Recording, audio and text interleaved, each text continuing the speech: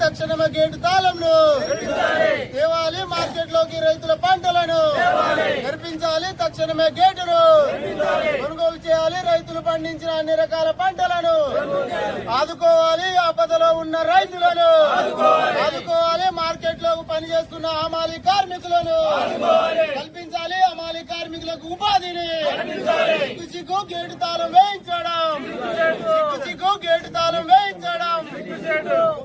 పరిష్కరించాలి రైతుల సమస్యలను, పరిష్కరించాలి రైతుల సమస్యలను.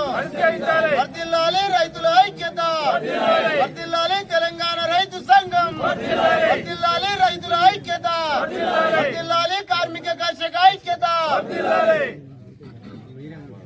మన మార్కెట్ యార్డ్ లో ఎంఎస్పీ పట్టి చేసే పరిస్థితి లేదు కాబట్టి ఏదన్నా కూడా మార్కెట్ యార్డ్లో బయట ఏదైనా పత్తి సెంటర్స్లో అమ్ముకోవాలి.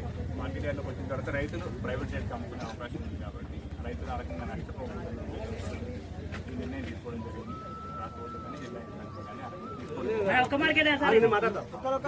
వ్యవసాయ మార్కెట్ ఒక ప్యాడే వస్తుందా, ఇంకా వేరే వస్తుంది చెప్పండి. మేజర్గా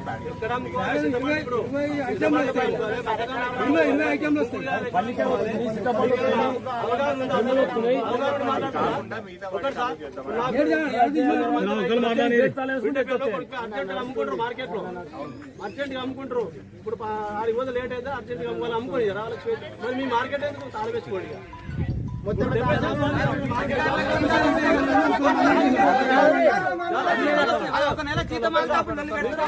గవర్నమెంట్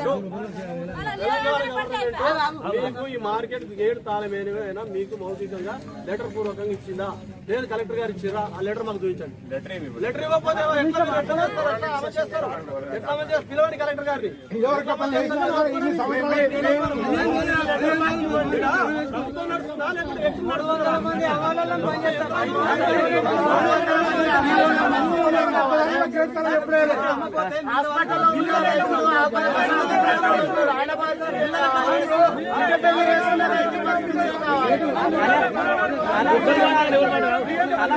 నువ్వు మాట్లాడు సార్తో. ఏం పోతావు, ఏం మాట్లాడు అంటే నీ చేతులు ఇదంతా పోతారా?